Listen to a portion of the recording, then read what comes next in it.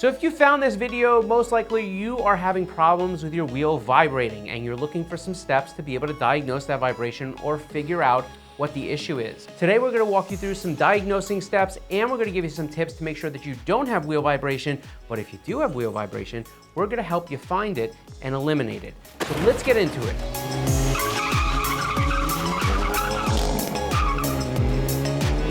Okay, so let's get into step number one, and that's identifying the source. Because when you have wheel vibration, you may be coming here because it's happening in your steering wheel. You may be coming because it's coming through your brake pedal. You may be coming here because the wheel vibration that you're experiencing just feels like it's coming from all over the vehicle. And we have to determine what it is that's causing it. But the reason we have to do that is because we need to eliminate some other factors. See, there's multiple reasons that you could have a vibration that's coming through your suspension, your wheel, your brakes, and even the feeling of your car riding. All right, the first one obviously is going to be potentially an unbalanced wheel.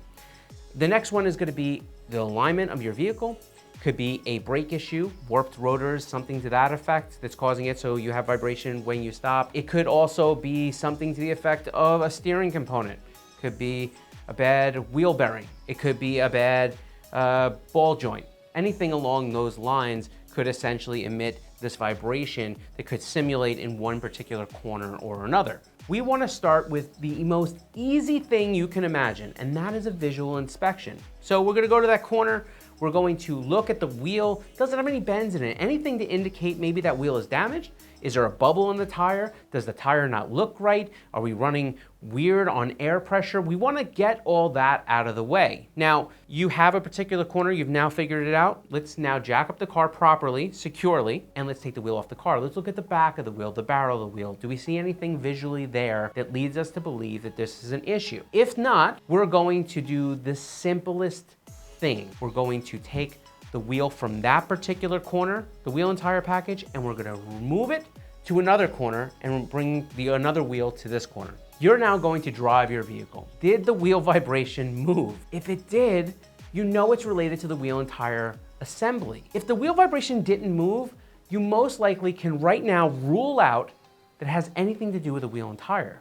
And now you know you either need to take it to a mechanic because it's above your pay grade, or you need to look further into that particular corner where the vibration hasn't moved. If you have an aftermarket set of wheels in your car, we want to make sure that you properly have a hub ring or the wheel is hub-centric to your vehicle. Now, if you're new to wheels and tires, and maybe you just got these wheels and tires on the car, there is a high likelihood that this might be missing, and that would cause a wheel vibration, and it may even cause a wheel vibration in multiple corners at the same time. So make sure you have that. The next thing is we're looking at the lug nuts. I mean, if you're gonna be taking off the wheel, you might as well look at the lug nuts. The lug nuts that are on your vehicle, one, when you go to take them off, are they tight?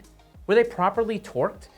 The next thing you wanna look at is if they're aftermarket wheels and they're conical seat lug nuts, maybe you just got your wheels on, maybe you didn't put the right installation hardware on.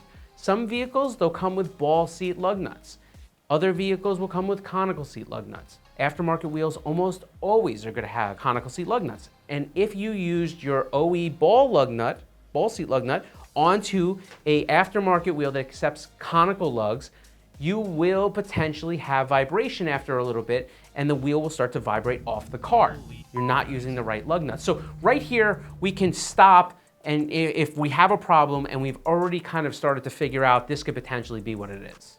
Okay, so now let's look at the issues that you've moved the wheel and the vibration followed your move. Now we know that that wheel vibration is coming from that particular wheel and tire assembly. This is a good time to go to a wheel and tire professional. There's two things that they're gonna wanna do. They're going to want to put it on a wheel balancer and see if maybe they just aren't balanced correctly. If for some reason that doesn't resolve the issue, we may need to look further. And I'll give you a few instances of some of the different problems that have come up that when everything looks right and the wheel balances out, or the wheel maybe is seen chasing weight, some of the things that we've heard and seen kind of be wrong, where everything feels like it's right, but you're still getting that vibration. Now's the time where they're gonna wanna dismount the wheel and tire and spin the wheel to see if it's within tolerance. Now, remember that wheels, none of them, including your OE wheels, are going to spin and balance out with zero weight. A wheel and tire professional will be able to figure out if this is kind of within spec and if it should balance. And generally, when you put the right weight in the right spot and you do it correctly, if it's a wheel issue, it will perfectly resolve itself and there shouldn't be any issues.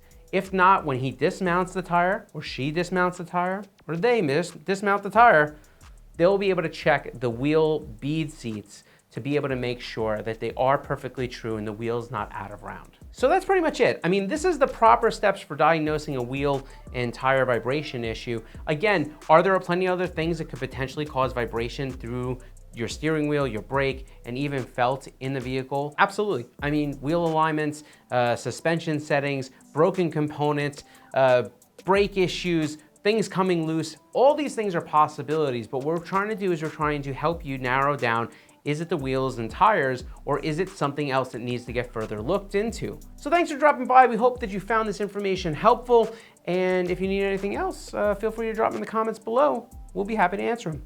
Take care of yourself, and we'll catch you in the next one.